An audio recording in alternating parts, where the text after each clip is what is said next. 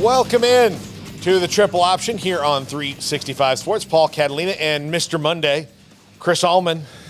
That's not a nickname that's going to stick. A case of the Mondays is good for us because that means we have Chris Allman in studio. Oh, man. Here on the triple option. Can't say stuff like that. I believe you get your A kicked for saying something like that. Yeah.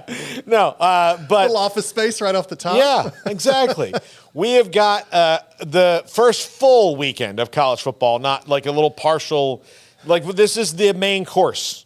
Yeah. We got the amuse-bouche in week 0, the appetizer course... The salad. I hate that the camera can't see your hands doing this when you say amuse-bouche. The amuse-bouche. The little, So so they got Italian.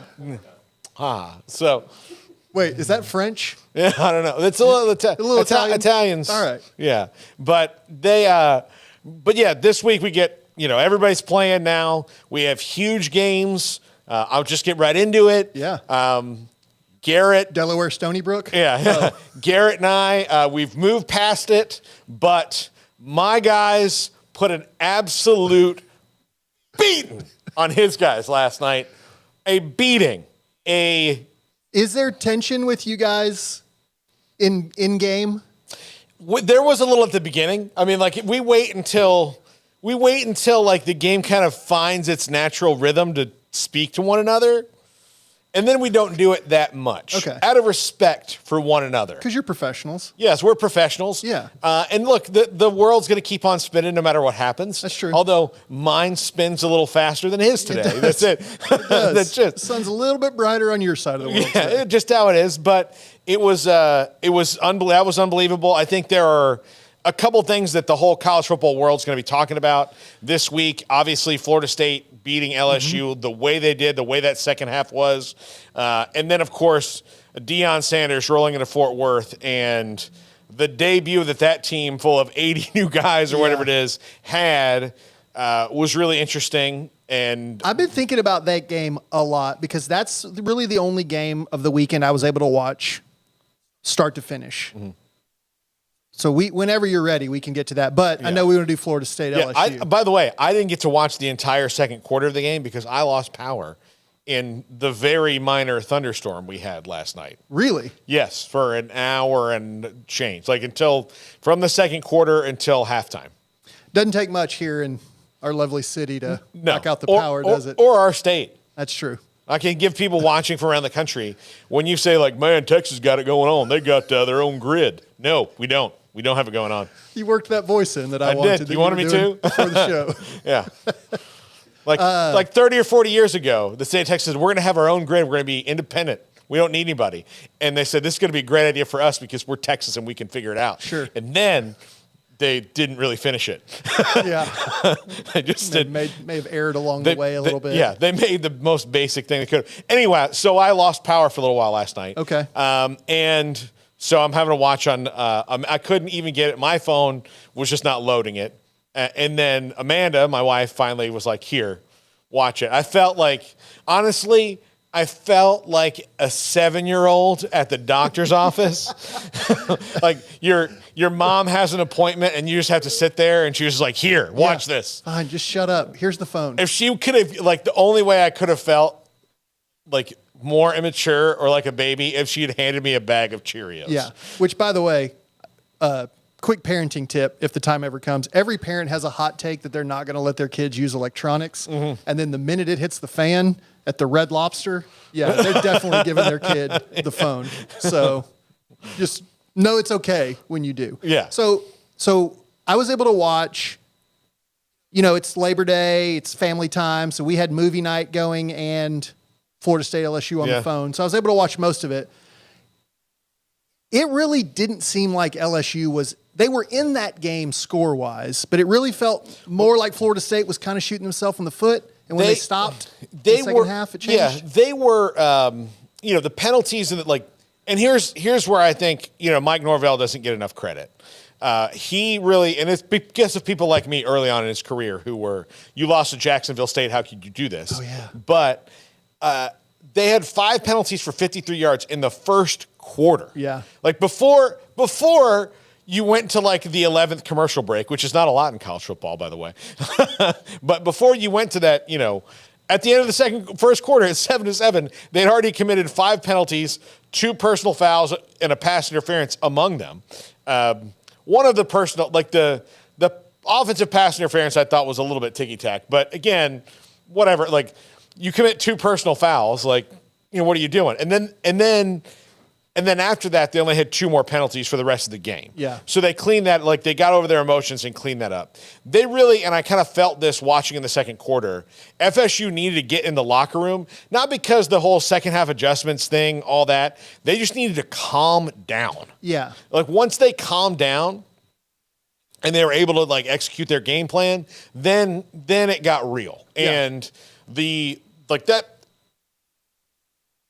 entire team is out of the transfer portal. Jordan Travis is at Louisville. Johnny Wilson was Arizona State. The whole offensive line, pretty much, save for I think one guy, was somewhere else. Keon Coleman from Michigan State. Trey Benson came from Oregon. So like all the starters and all. Jaheim Bell's from South Carolina. The other tight end, Kyle Morlock, is from some little tiny school and hit a growth spurt. Yeah. And then you go to defense. Braden Fisk is from Western Michigan. Jared Verse is from Albany. I mean, like they're everybody from there. This Fentrell Cypress, Virginia. Yeah. They are full of transfers. He has shortcutted this thing to relevance in a way that, like, I don't think people have quite understood. Because Lane Kiffin kind of jumped out in front of people and said he's the portal king. Well, Lane, if you're the portal king, then Mike Norvell might be the portal god. Yeah. Because he is hitting on almost everybody he goes and grabs out of there. Yeah. Kiffin he's a spare. I think that in our little world where we're at, like right here between the Florida State LSU game, between the Colorado TCU game, between the Baylor Texas State game, the winner of the weekend was the transfer portal.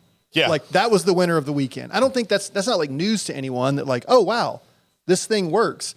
But you're right in that Mike Norvell has got a team full of transfers that there aren't question marks about. Does that make sense? Yeah. Like with Colorado, there's still question marks. But with Florida State, like that team last night, and I can be prone to hyperbole, well, they looked like some Florida State teams I've seen before a couple of decades ago. Really did.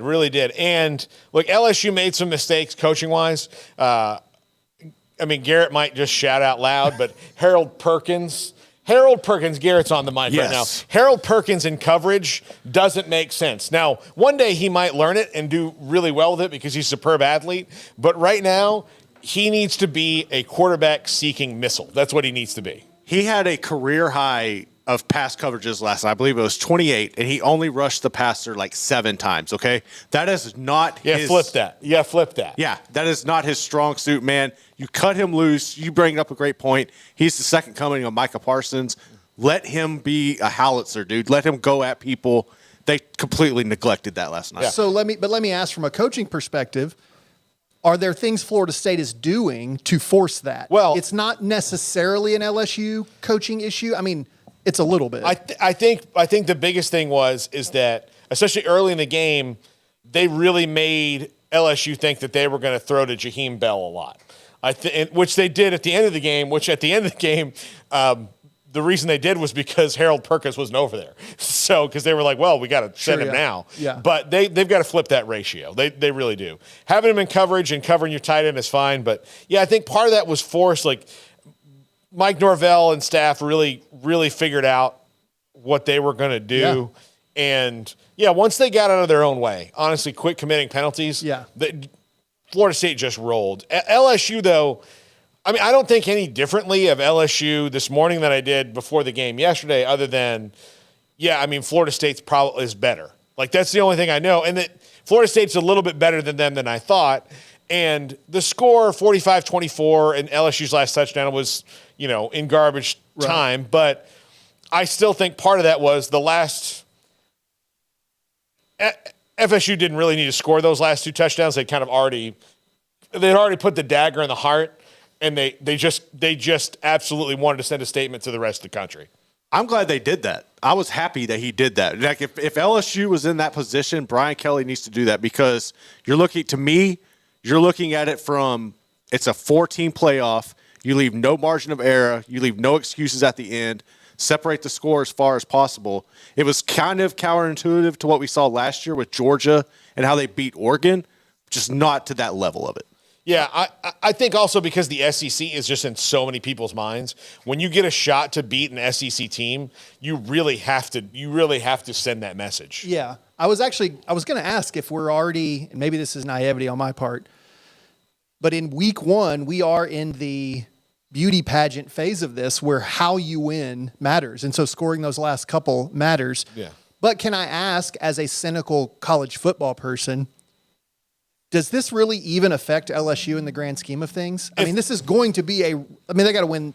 If they don't lose again, then no, because they're going to win the SEC. But their margin of error has dropped considerably. Yeah. And they're in the SEC West. They still have to play Alabama. Sure. They still have to play A&M, which even that game is starting to make no sense. Like the good team loses in that one all the time now, or it just could be 12 overtimes. Yeah, it just started to make no sense. So you got Alabama, A&M, Ole Miss on your schedule. Ole Miss, you've got those teams to deal with. So I guess my cynicism creeps in a little bit, that I look at it and I think there's going to be, like, the SEC champs always getting in, and rightfully so. Yeah. But then the cynic in me says, well, they're going to try to figure out another way. So I'm already sitting here thinking that in early December, we're hearing, well, that Florida State loss was really quality, and even though they didn't win the SEC, they should get in anyway. Yeah. And so I don't want to look at week 1 and go, it doesn't matter, because it does matter. But I understand if LSU fan is frustrated this morning. They would have to not win the SEC by only losing to Georgia. They'd have to win the West. They have to win the West, undefeated win the West, and then only lose to Georgia. Yeah. For that to even be a thing, and then you'd have to hope that the Big Ten doesn't have a 1-loss Ohio State and a undefeated Michigan. Things like that. Look, if the Pac-12 has an undefeated team, we saw how well they played. They haven't lost all year. They're 13-0 right now because USC's played twice. So they are 13-0, and they've not looked back yet. Like, they have not. The only one that's even had trouble, honestly, I think, and I could be wrong here, was TCU or Colorado, because they played TCU. Yeah. And that game, we can transition to that right now. That game was, I remember I heard people doubting Deion Sanders and saying, well, he did it at Jackson State, it's a different thing.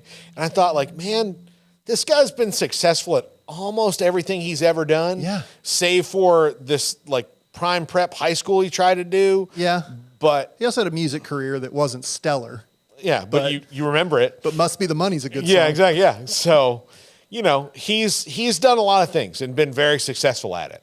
And the one thing he knows more than all of those things that aren't football is football. Yeah. So you're going to tell me that, especially in this era where flash and attention and proving a point and, being big and loud is the most important it's ever been, that this guy isn't going to figure those things out. And still don't like his defensive coordinator hire, but that's just because he was not good when he was at FSU.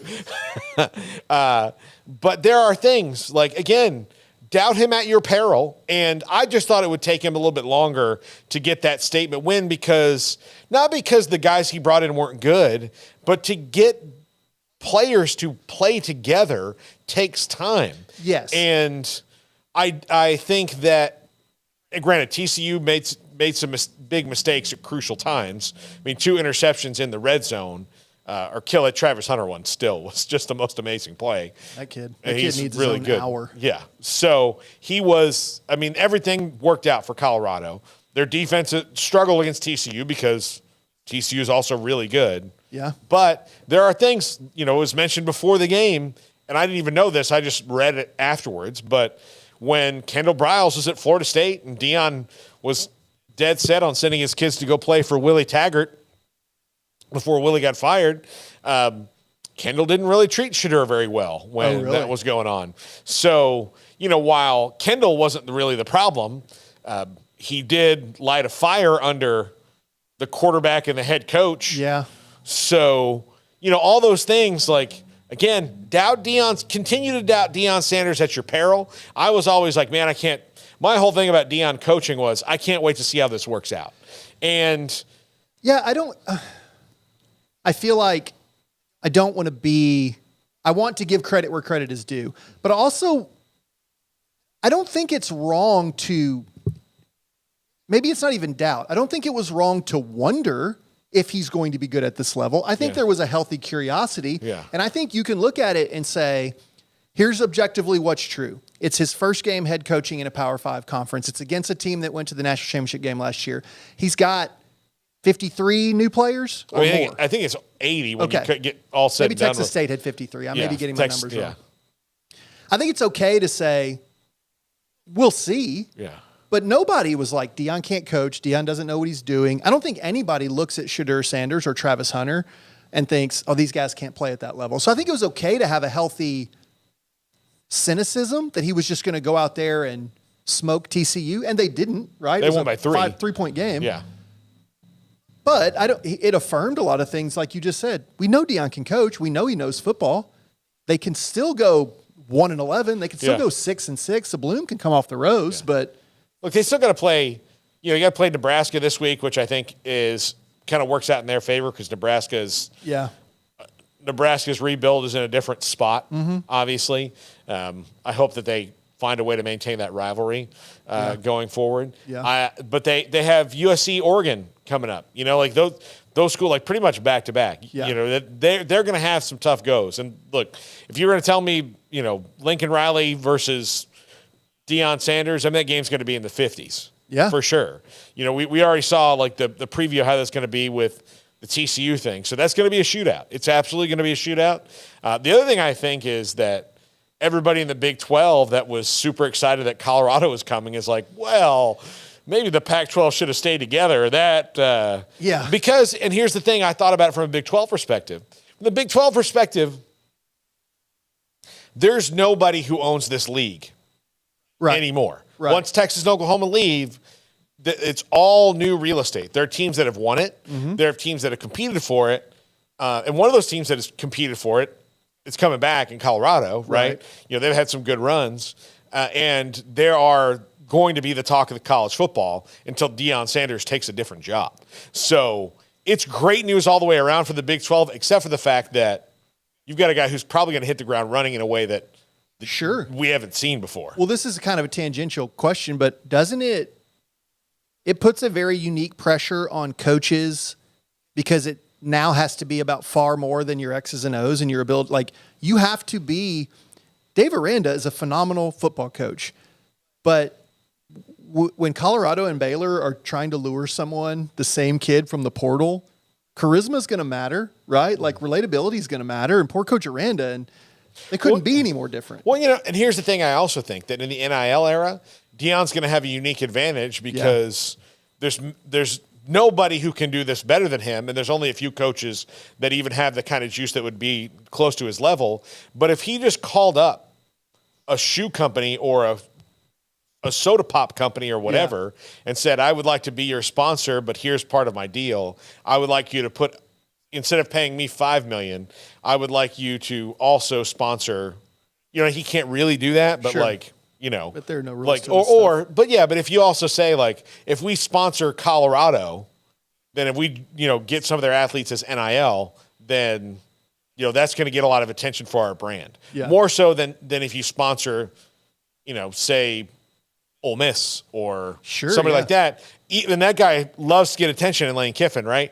But he can't do it like Deion can. Right. Deion's a celebrity. We're a celebrity-driven culture. Yeah. For better or for worse, He might very well, and again, it's the Monday after, but he might very well be dramatically changing the game, right? Like, we thought he could, and now all that did was fuel this idea that he might be dramatically changing things. But again, major takeaway from the weekend is the guy can coach. Yeah. And dudes that can play anywhere. Yeah. And Sanders and Hunter They are dudes that can play. And Hunter was the number one recruit in the country. Yeah. And then he's not a sleeper. And then followed Deion. Yeah. And that's what, like, when that happened, I remember thinking, like, oh, this is going to be a problem. Because if Deion Sanders can tell a kid who, in Travis Hunter wanted to go to FSU, who's going to FSU, if he can call up a kid and go, look, just come with me wherever I go. And the kid's like, well, I mean, no offense, but Deion Sanders. Sure, yeah. Like that's going to be a problem. Now, he's going to change the game in and around himself and maybe some other places. But until there's another gigantic celebrity head coach that comes in that's like him, it's really only going to be because of Deion, right? Yeah. I remember the late, great Butch Henry and I had a debate about Brittany Griner one time when he said she's going to change women's basketball. And I'm, well, no. I mean, she's going to change the game she's involved in. Yeah. But she's not going to change women's basketball because, like, they're just not making people built like her with her athletic skill set. Yeah, okay. So, like, you know, yes, she's changed this much. And, like, yes, we know that there's people out there like Brittany Griner, but it's not like there's an island full of Deions that you can just go and be like, hey, we would like a Deion, please. And they're like, okay, here you go. Here's a Deion, like the Oompa Loompas. It's not like that. It would be a fun barroom conversation to try and theorize who even could be the next guy like him. Because I don't know that there's not one coaching anywhere right now. Like Travis Kelce wanted to be a college coach. Like he would be a guy who, and he's not even near as famous as Deion, and he's super famous. Yeah. Like would Patrick Mahomes want to do it, or would Tom Brady want to be a college football head coach? Yeah, but even he doesn't have what Deion has. Exactly. Yeah. Exactly. Yeah, there's only and Tom one Brady's Deion. like one of the coolest guys ever, and he's not even as cool as Deion. Man, Deion is the king of the sports world here on this Monday. This is like Tom Brady's won 7 Super Bowls, but has he won a World Series? No. No. Wait, did Deion win one? I don't think Deion Deion was won he one. with the Braves? I don't think he was there in 95 when they won it. But he did hit 533 in the 92 World Series. Yeah, we got to look that up. Where was Deion playing baseball in 95? Because he was the Reds. Because he was with the Cowboys. Yeah, he might have been with the Reds. Might have been the Reds. Yeah. Little baseball talk there. Played a bunch of playoff games with the Braves, though. Yes, he did. Played a bunch of playoff games with them. Yes, he did. Scored a touchdown and had an interception, or scored a touchdown and hit a home run the same week. I'm telling you, the more you dig into that guy, there is no superlative that's too small for him. No. Like he's generational. Yeah. For sure. And I think there's probably younger guys that don't just know him as like, I knew he was a big time athlete. Like, no, like there's one other guy like him that like honestly was better at baseball than him. Yeah. And was as good at football as him in Bo Jackson. But not as charismatic. Not as charismatic, no. Could Michael Irvin do what Deion's doing? Could Michael Irvin lure? Does he have the appeal? I don't think that Michael Irvin has the amount of personal discipline in his social life that Deion does. Elaborate. Tell me more. I think we know. But I think that's what's gotten Michael Irvin in trouble. I think Deion, and like I might be giving Deion more credit than it deserves there, but I certainly think he has a little bit more than that. That's what. But you need a personality like Michael Irvin could if he was a little bit better at those things. Yeah. In 1995, Deion was playing with the San Francisco Giants. He batted .280 and hit 5 home runs and stole 8 bases. Deion was a Giant? I didn't know that until right now, yeah. Well, I think the Giants are on the grid today, so maybe Deion can be my answer. Yeah. I'm stumped on the grid today. Yeah. I got super stumped yesterday. Yesterday was hard, too. Yesterday was hard. It was hard. It was a hard day. I don't even think I even finished. I didn't either. I got kind of distracted. If I can't get a perfect score, I just quit and pretend like there was no grid that day. That's how I do it. You know what kills me? This is another tangent here. What kills me is when you go like, okay, who does fit this? And you hit it and you see like 11 names. You're like, well, I knew that. Like that, I knew that. I did find a mistake on the grid, but nobody cares. You don't want to be that guy. No, you don't want to I don't want to be that guy. All right, when we come back, we're going to talk more about this, especially upsets. The 2 biggest ones happened in the Big 12. Yeah, they did. The 2 biggest upsets happened in the Big 12. Well, the 3 biggest upsets happened in the Big 12. Yeah. TCU, which we've talked about, and then Texas Tech and Baylor. The Fun Belt and the Mountain West got a piece of the Big 12. Got up in there. Is the triple option on 365 Sports. If your business is